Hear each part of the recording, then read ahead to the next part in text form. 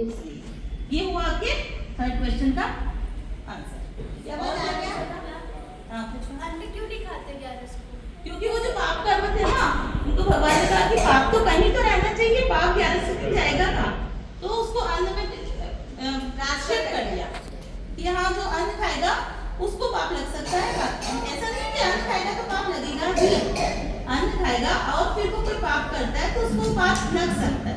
लेकिन अगर आप अन्न खाते हैं, अन्न नहीं खाते तो फिर आपके सारे पाप कटते जाएंगे, सारे आपके जितने पाप है वो अन्न में चले जाते हैं। बाकी दूसरे व्यक्ति तो खाते हैं ना। हाँ, लेकिन 11 दिन आपको, जैसे बाकी दूसरा आपने मंगलवार कर लिया, कोई भी व्रत लिया तो आप दिन में सोमवार कर लिया, एक टाइम खाना खाते ना। 11 का व्रत ऐसा होता है जिसमें अन्न नहीं खाया जाता, उसका यही कारण है कि क्यों नहीं खाया जाता। सारा जितना भी धरती पे पाप है वो अन्न में समाहित हो जाता है।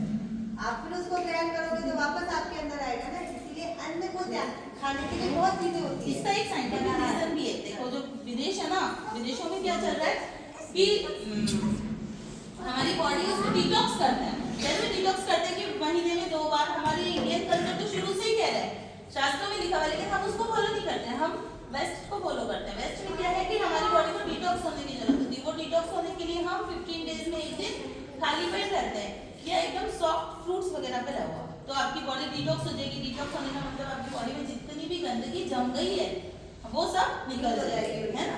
तो ये बॉडी डिटॉक्स करते वो लोग कि वीक में 15 दिन में एक दिन कुछ नहीं खाते पीते, और हम उसे एकादशी के रूप में उसको धर्म से जोड़ के देखते हैं, जिससे हमें पुण्य भी मिलता है और हमारी बॉडी भी डिटॉक्स होती है, जिससे हमें कोई भी बीमारी नहीं होती। ऐसा कहते हैं कि जो व्यक्ति 11 का या कोई भी 15 दिन में एक दिन बिल्कुल निर्जल रहता है ना, उसको कैंसर जैसी बड़ी बीमारी कभी जिंदगी में नहीं हो सकती। ये साइंटिफिक रीजन, ये साइंटिफिक रीजन आपने पहले बताया, ये साइंटिफिक और मतलब सब साइंटिस्ट ने ये बात मानी है। तो अब ये जो 11 हो रही है तो लाखों सालों से हो रही है। तो सोचो हमारे जो पूर्वज है, हमारे जो थे ना, वो कितने ज्ञानी थे। उस समय में उनको ये पता था कि 15 दिन में एक बार भूखे रहना चाहिए। साइंस तो अब पता है। इसी तरह से जो हम सूर्य भगवान को जल चढ़ाते हैं, है ना।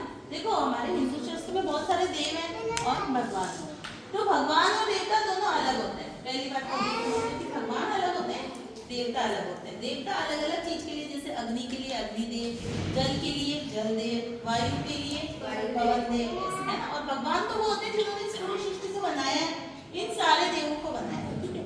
तो जो हम धरती पे प्राणी निवास करते हैं, आप लोगों ने सृष्टि में पढ़ा होगा कि धरती केवल इतने सारे प्लैनेट्स जो हैं 8, उसमें केवल धरती एक ऐसा प्लैनेट है जिसपे जीवन है, जिसपे लोग रह सकते हैं। बाकी किसी भी प्लैनेट पे जीवन संभव नहीं है। क्यों? क्योंकि जो धरती की जो कंडीशंस है वो हमारे लिए बहुत फेवरेबल है। वहाँ पे आपको पानी भी प्रॉपर मिल रहा है, वहाँ आपको धूप मिल रही है, वहाँ पे आपको क्लाइमेटिक कंडीशंस मिल रही है, जिसकी वजह से आप जी सकते हैं, है ना।